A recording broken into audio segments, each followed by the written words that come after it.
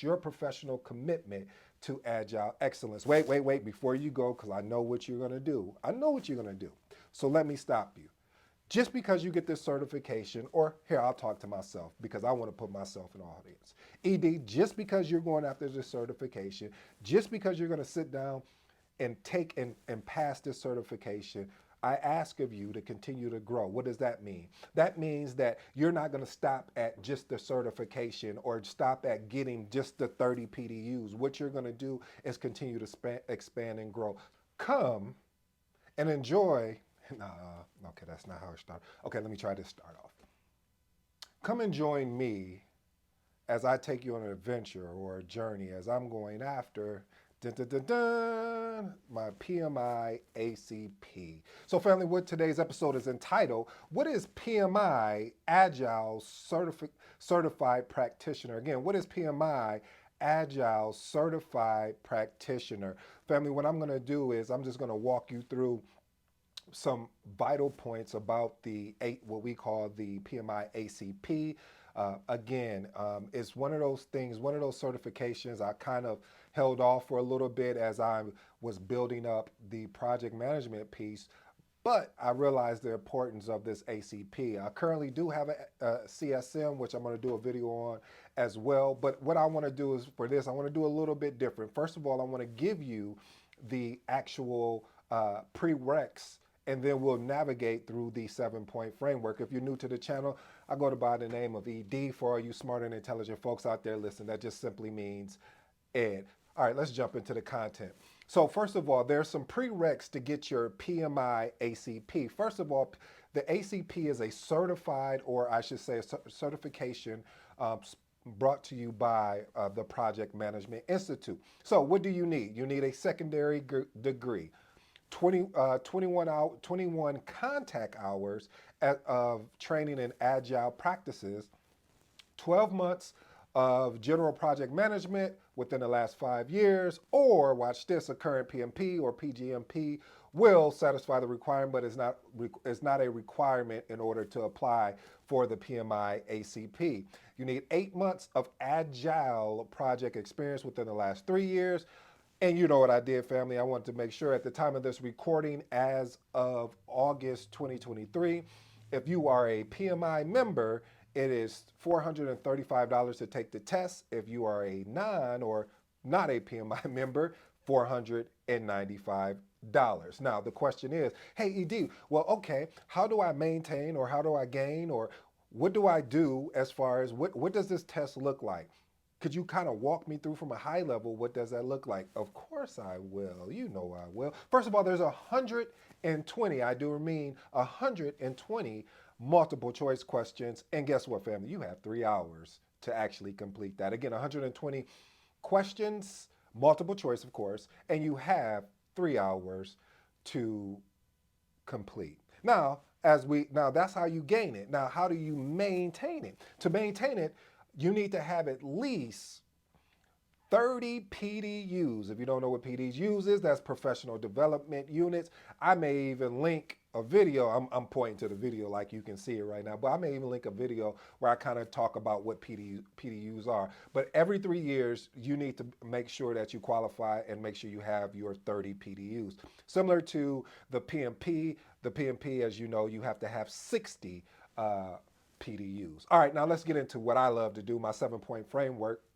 7-point framework. Why? What is it about this PMI ACP certification that you need to understand, and why is it even worth getting it? I know I'm throwing a lot of whys, whats, and just asking a lot of questions because I know on the other end, these are the type of questions I'll be asking. Well, this is what I got for you, family. The PMI ACP certification really showcase your professionalism of mastery of various agile. Now, this is where I have some challenges because I look at agile as a framework, not a methodology. However, this through my research, it said methodology. So I'm still going to say framework. But anyway, some of the frameworks you can learn is Scrum, which was one of my favorite, Kanban, Lean, and there's many more. Again, point number one is agile mastery. You have an opportunity to develop mastery. And as we know here, even though we've obtained mastery, or if you get to a point of mastery, we always want to reset, because it's that beginner mindset that allows us to have what? A growth mindset and not a fixed mindset. The difference is a growth mindset will allow you to start over and grow and learn. And when I say start over, I'm not saying start from zero. I mean to be able to take on new tasks and new challenges, basically being uncomfortable until you can learn that point of mastery. Anyway, let me move on to the next point. It's an adaptive approach. Now, when you think of the waterfall method, or I should say methodology, it is more of a predictive, but with Agile or Scrum or Kanban or any of these are more adaptive, is a more of an adaptive approach. What does that mean? It just, I'll go into that maybe another video, because I'm really going to be talking a lot about Agile and Scrum and everything, because one of the things I want to ensure, family, is that I'm giving you everything, because PMI is really seeing the fruits of being able to include like a Scrum or a Kanban or a Lean or Agile within this actually part of the study. So if you're going after your PMP or your CAPM, you're going to need to know this stuff regardless. So why not learn it here now and learn it with your boy ED? But anyway, I digress. Let's go. So adaptive approach. So PMI ACP holders will be able to possess a skill of learning to leverage that adaptive approach to leading projects. This will help, especially if you work in a diverse project environment. And when I identify diverse, meaning that you're able to leverage this framework on different projects in which sometimes you don't have all the information, and so you're kind of learning as you go along. And especially in these days of time, I don't care what you say, speed to market is always going to beat anything else. I read this book that really acknowledged that, and it's a book by Chris, and I may have mentioned it here, and I'm probably going to destroy his last name, so I'll just say Chris K.